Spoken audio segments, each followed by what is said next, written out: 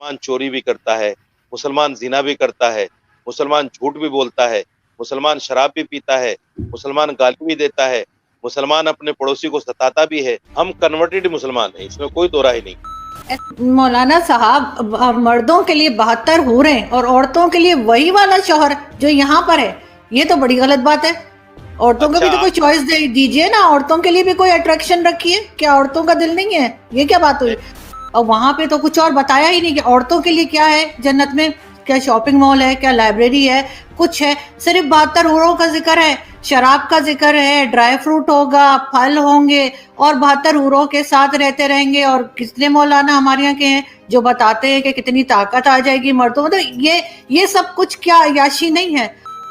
بہت سی میڈیسنز ایسی ہیں جو یہودیوں نے بنائی ہیں، بہت سے سائنس کے کام ایسے ہیں جو یہودیوں نے کیے. اتنے قابلیت کاش مسلمانوں میں ہوتی تو بڑی اچھی بات تھی. تو صرف ان کے ایک ریلیجن کے الگ ہونے سے اتنی نفرت کیوں میں؟ جب اسلام نہیں آیا تھا بر صغیر میں، یعنی ہندوستان پاکستان اس سارے علاقے میں، اس سے پہلے جتنے بھی لوگ تھے وہ سب ہندو تھے.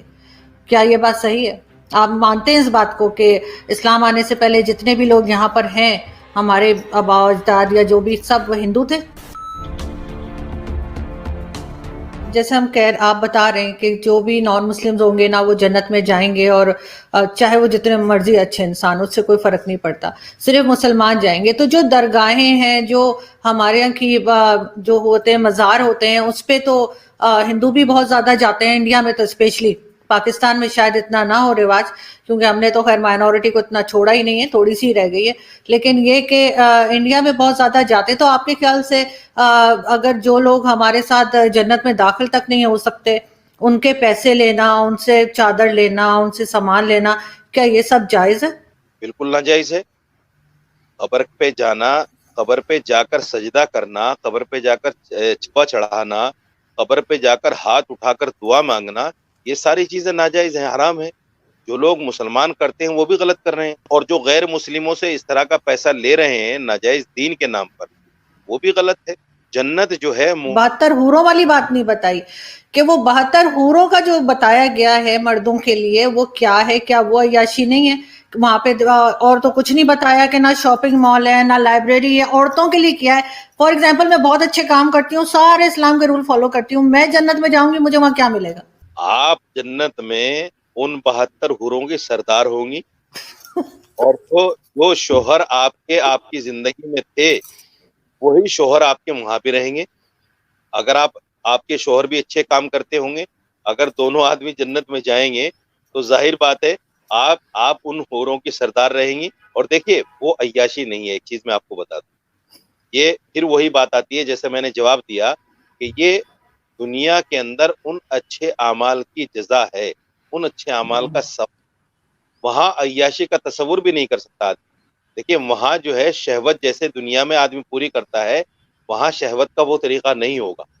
نہ وہاں کوئی ناپاکی ہے، نہ وہاں کوئی اس طرح کی کوئی چیزیں ہے، نہ وہاں آدمی کا من اس طرف جائے گا. وہاں تو جنتی صرف ایک چیز کو سوچے گا کہ اللہ کا دیدار مجھے کب ہوگا، اللہ کا دیدار نہیں مجھے کب ہوگا. مولانا صاحب، مردوں کے لیے 72 حوریں اور عورتوں کے لیے وہی والا شوہر جو یہاں پر ہے، یہ تو بڑی غلط بات ہے. عورتوں کو بھی تو کوئی چوائس دیجئے نا، عورتوں کے لیے بھی کوئی اٹریکشن رکھیے. کیا عورتوں کا دل نہیں ہے؟ یہ کیا بات ہوئی؟ عورتوں کے لیے وہی شوہر، اگر شوہر کے ساتھ نہ بنتی ہو، بے شک بہت نیک ہو، لیکن اس دنیا میں شوہر نہ پسند ہو، کسی طریقے سے اس کے ساتھ جو ہے گزارا کر لیا، وہاں جا کے پھر وہی گلے پڑ جائے گا. یہ تو عجیب سی بات ہے. اور آپ لوگ 72 حوریں لے کے گھومیں گے، اور ہمارے یہاں تو مولوی بہت کہانیاں بتاتے ہیں 72 حوروں کی کہ کس طرح کی ہوں گی، ایسی حسین ہوں گی، ایسی ہوں گی. تو مطلب یہ تو بڑی ناانصافی ہے. دیکھیے، یہ سوال مجھ سے نہیں بنتا، یہ سوال مجھ سے نہیں بنتا. یہ سوال آپ اللہ سے کیجئے جس نے جنت میں مسلمان کے لیے یہ چیزیں رکھی ہیں. یہ سوال اللہ سے بنتا ہے، کیونکہ نعوذ باللہ میں تو دین کا خالق نہیں ہوں. میں تو نعوذ باللہ میں نے قرآن نازل نہیں کیا. قرآن اللہ کی کتاب ہے، اللہ کا کلام ہے، اللہ نے یہ چیزیں قرآن میں بتائی.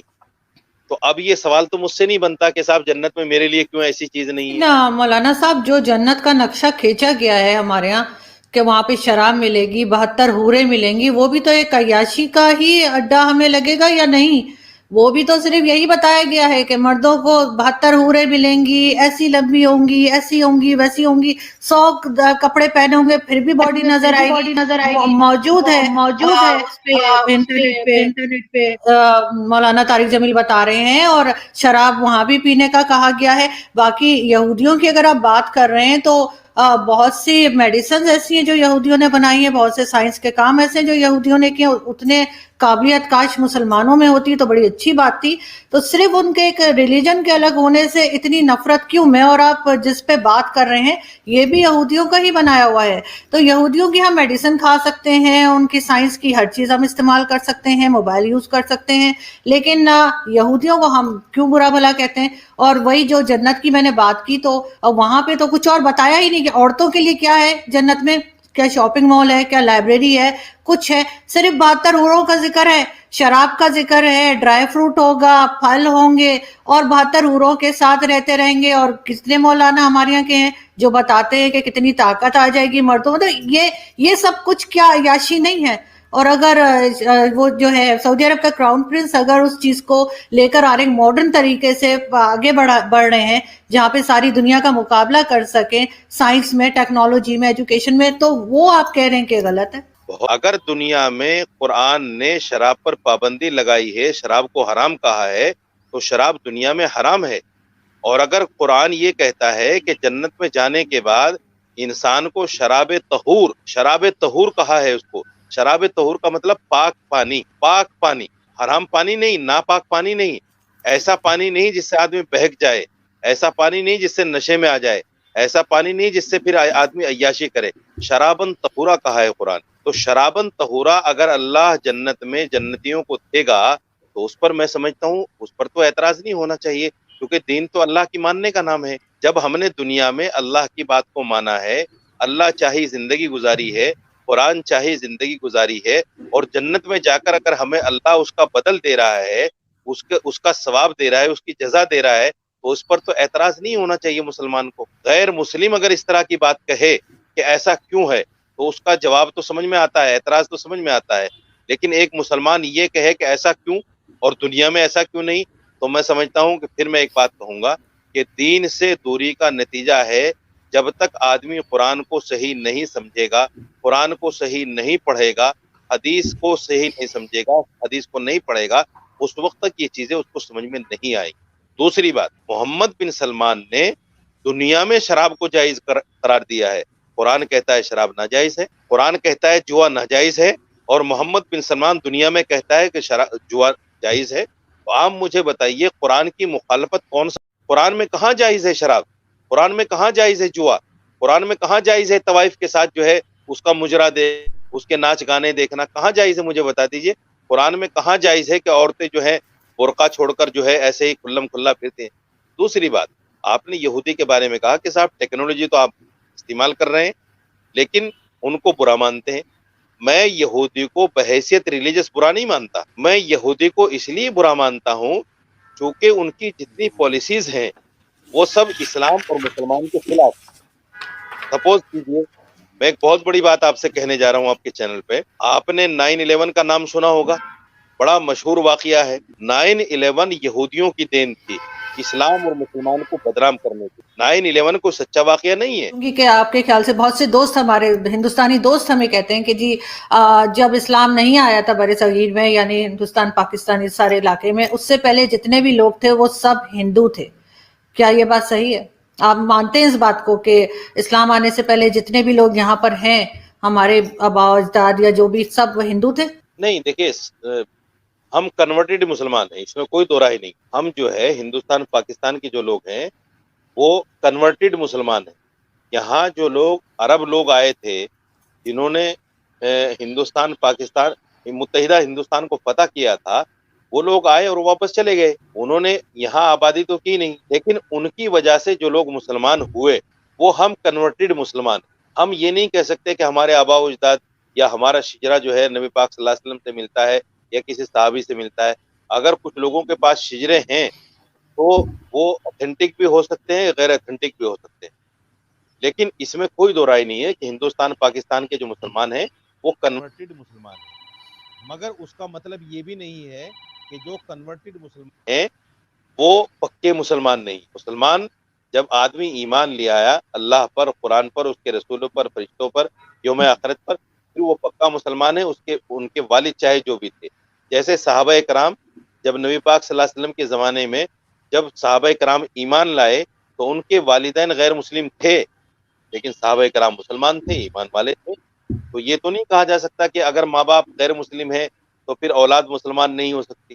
تو ہم بھی مگر وہ اسلام تو تلوار کے زور پر آیا تھا نا، کسی کی بھی گردن پہ تلوار رکھ دیں گے تو وہ اپنے آپ ہی کلمہ پڑھ دے گا. یہ آپ سوچ ہے، اسلام اگر تلوار کی زور سے پھیلتا تو 800 سال مسلمانوں نے حکومت کی ہے، ہندو تو ایک بھی نہیں بچتا، سارے ہندو ختم ہو گئے ہوتے. 800 سال کا زمانہ معمولی زمانہ نہیں ہوتا محترمہ. اگر تلوار کے زور سے چوری بھی کرتا ہے، مسلمان زنا بھی کرتا ہے، مسلمان جھوٹ بھی بولتا ہے، مسلمان شراب بھی پیتا ہے، مسلمان گالی بھی دیتا ہے، مسلمان اپنے پڑوسی کو ستاتا بھی ہے، مسلمان اپنے بھائی کا مال بھی کھاتا ہے، آج پھر انہی مسلمانوں کا ایگزامپل دے کر اسلام کو لوگ برا کہتے ہیں. آپ یہ بتائیے، میں آپ سے ایک سوال کر رہا ہوں، حالانکہ میں چونکہ آپ کا پینلسٹ، کپڑے کے وہ پہنے ہوئے آرائش اور جمال کے ساتھ وہ گاؤ تکیہ لگائے ہوئے تمہارے انتظار میں بیٹھی ہوگی، ان کپڑوں میں حسین اور اتنی خوبصورت ہوں گی، اس کے گودے تک تمہیں نظر آئیں گے. اب آپ کہیں گے کپڑوں کے بیچ سے گود کہاں سو رہے ہو؟ یہ جو حسین اور خوبصورت حوریں ملیں گی کیا صرف چومنے اور بغلوں میں بٹھانے کے لیے ملیں گی؟ نہیں، آپ ان سے ہم بستری بھی کریں گے، مزے لیں گے، یہاں سے کہیں زیادہ لذت وہاں حاصل ہوگی. اور یہاں تو ہو سکتا ہے منٹوں میں آپ فارغ ہو جاتے ہوں. اللہ کے نبی صلی اللہ علیہ وسلم کی حدیث آتی ہے، اللہ کے رسول صلی اللہ علیہ وسلم فرماتے ہیں ایک ایک مرد کو 100 مردوں کی قوت عطا کی جائے گی. خوش ہو جاؤ، اللہ ہم سب کو جنت میں. یہ جنت میں مرد کو حوریں تو زیادہ ملیں گی، عورتوں کو شوہر ایک ہی ملے گا جنت میں بھی. اب اس پہ بعض خواتین کہتے ہیں مردوں کے اتنے مزے، عورت ایک شوہر. تو بھائی جنت کیونکہ مزے اور عزت کی جگہ ہے نا، تو عورت کی عزت ایک شوہر میں ہی ہے. زیادہ ہوتے تو یہ ذلت ہوتی، تو یہ جنت نہیں، یہ تو جہنم بن جاتی اس کے لیے. اور مرد کے لیے فخر کیا ہے کہ اس کے ماتحت بولو بھائی زیادہ ہوں، تو جنت میں 70 حوریں دی جائیں گی، فخر کرے گا، جہنمیوں کو کہے گا ٹھیک ہے نا کہ دیکھو تم زنا کیا کرتے تھے، ہم نے حلال پر اکتفا کیا، نظر کی حفاظت کی، نماز کی پابندی کی، آج دیکھو کتنی بڑی تعداد اللہ نے بیویوں کی، سب ہماری ہیں، ساری اپنی ہیں. وہ فخر ہے. اور عورت اس پہ فخر نہیں کرے گی کسی جہنمی خاتون سے کہ دیکھو تم برائی سے بچتی نہیں تھی اور برائیاں کرتی تھی، تو تمہیں تو کچھ بھی نہیں ملا اور ہمیں 15 شوہر ملے ہیں. یہاں پہ ملیالم میں اسلامی بھاشن دینے والے ای پی بکر قاسمی مسلم ہونے کے فائدے گنا رہے تھے. اسی دوران انہوں نے یہ بھی بتا دیا کہ مسلمانوں کو جنت میں کیا کیا ملتا ہے. اس دوران وہ کہہ بیٹھے کہ جنت میں بڑے بڑے ستنوں والی مہیلائیں ملتی ہے. مہیلاؤں کے اس طرح کی اپمان جنک بھاشا کا پریوگ کرنے کے بعد ان کا سوشل میڈیا پر کافی ویرودھ ہو رہا ہے.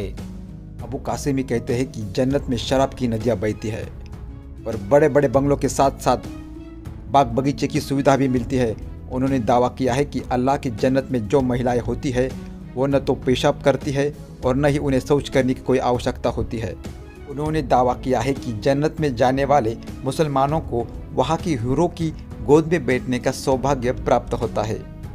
مہیلا ویرودھی بیانوں کے کارن مولانا بھلے ہی ووادوں میں ہو، لیکن کیرل کے نیتا اس بات پر چپی بنائے ہوئے ہیں، کوئی بھی پرتکریا دینے کے لیے آگے نہیں آ رہا ہے.